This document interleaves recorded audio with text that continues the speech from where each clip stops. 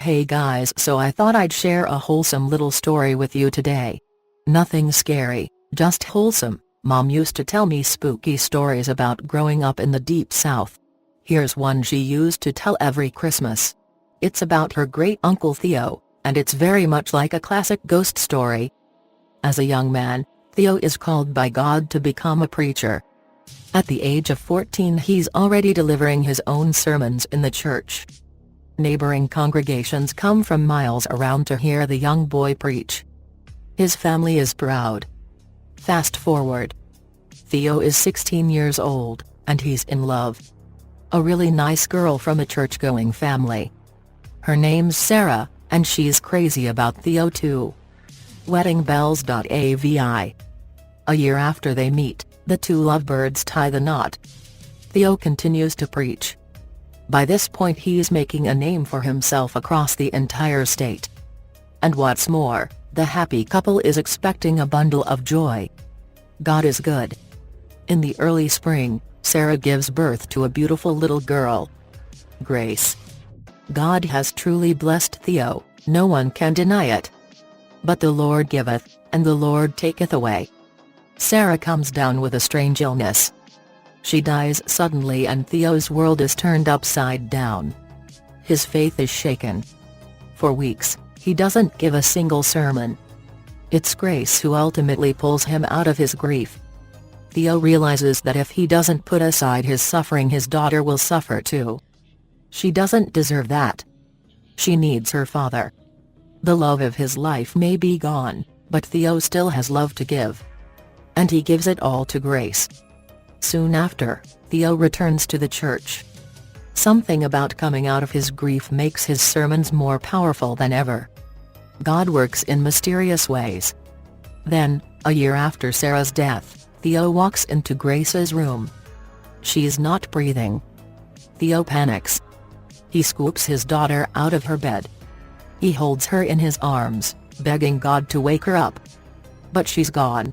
The doctors couldn't explain it. Her little heart just stopped, they say. Theo sinks into a deep grief. He can't bring himself out of it. One day, he's in his office on the church property. He is praying quietly. The window in the office overlooks the church cemetery. Theo finds himself staring out at the white stone that marks his dead daughter's grave. He stops praying. In that moment, Theo loses his faith. He sits there a while feeling himself grow numb to everything. Then he reaches into his desk and pulls out a pistol. He holds it to his head and prepares to pull the trigger. But there's a knock at the door. It's early evening on a Saturday, and he isn't expecting anybody. But a familiar voice calls his name. A woman is asking him to open the door. It's Elizabeth, a young member of his congregation. Her husband died not long after Theo returned to the church. The two grew close, bonded by their grief. But Elizabeth's parents had died long ago, so when her husband died she had no family to turn to. She lost her home in town and was forced to move into a tiny house up in the hills. People didn't see her often nowadays. But here she is at Theo's door, and she sounds desperate. Theo puts the gun away. He goes to open the door and invites Elizabeth inside. Fast forward. Theo and Elizabeth are walking together to Elizabeth's house in the hills. She came to Theo with a bizarre story. Her house, she claims, is haunted by the apparition of a man.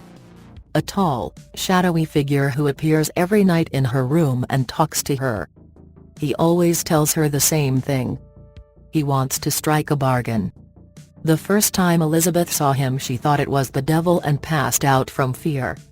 When she woke up the next morning she assumed it had been a dream. But the stranger came back. Every night he's come back. And every night he tells her the same thing. Elizabeth ignores him and forces herself to fall back asleep. But over time, she grows used to his nightly visits. Finally, she asks him what he wants. The stranger tells her the same thing as always. I want to strike a bargain. So Elizabeth asks, what sort of bargain? And the stranger tells her a story. He says that long ago he had been a wealthy man. but that his 3 sons had murdered him and split his wealth between themselves. But there was one chest that was missing, one full of gold. Each of the brothers suspected that the other had kept it for himself. Eventually they killed each other over the missing chest. What none of them knew was that their father had buried it in the hills before his murder. It had remained buried all these years. And now the stranger was giving it to Elizabeth. "Nobody else but you," he tells her. Elizabeth is shocked. "Why me?" she asks. The stranger tells her, "Because you can bring me what I want." "And what do you want?" she asks. The stranger seems to grow darker and says, "The preacher, Theo." Then he's gone. Theo doesn't believe Elizabeth when she tells him this story. But he also doesn't feel right letting her go home alone looking so distraught. So now the two are walking up into the hills to Elizabeth's tiny house where her 2 children are asleep in their beds. They arrive at the house and Theo tells Elizabeth to get some sleep. He says he'll stay up in the kitchen waiting for the apparition. Really, he's just planning on sleeping, so he takes a seat at the kitchen table and closes his eyes. But as he's drifting off he hears a voice call his name. There are no lights on in the house. This is the deep south in the 60s, so when he opens his eyes he sees nothing but darkness. Then his eyes adjust. He can just make out the figure of a large man sitting opposite him at the table. Theo is frightened. But he's also shocked. Only an hour earlier he had given up his belief in God and in the afterlife, but now here he is in the same room with a ghost. The dark stranger speaks. He tells Theo what he told Elizabeth.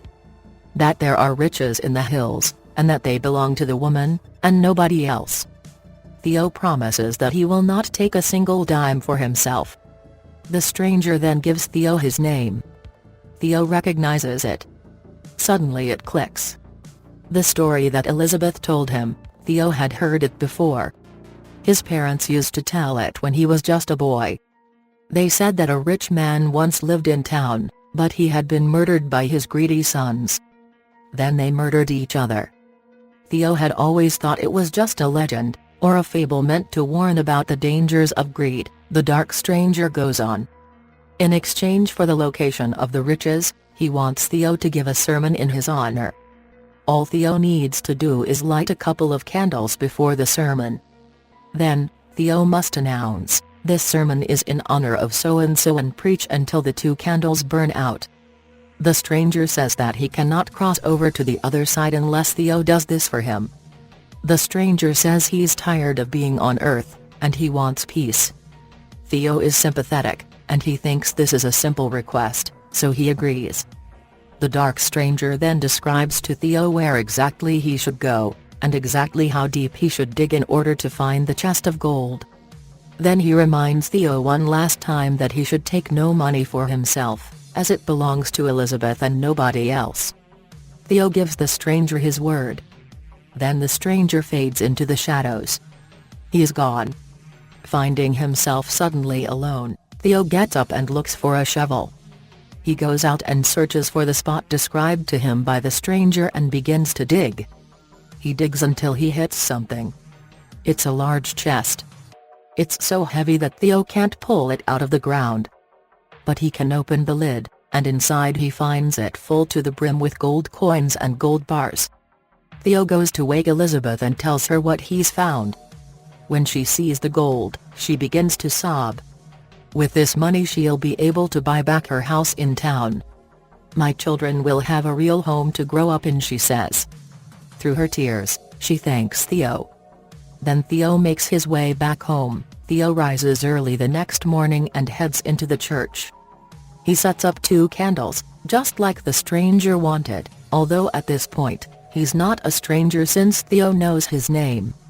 When the congregation arrives, Theo announces that the sermon is in the so-and-so's honor. Of course, he uses the man's name, and there's a murmur among the congregation. Most are familiar with the legend, and they think it must be some kind of odd joke. But they all settle down as Theo begins his sermon.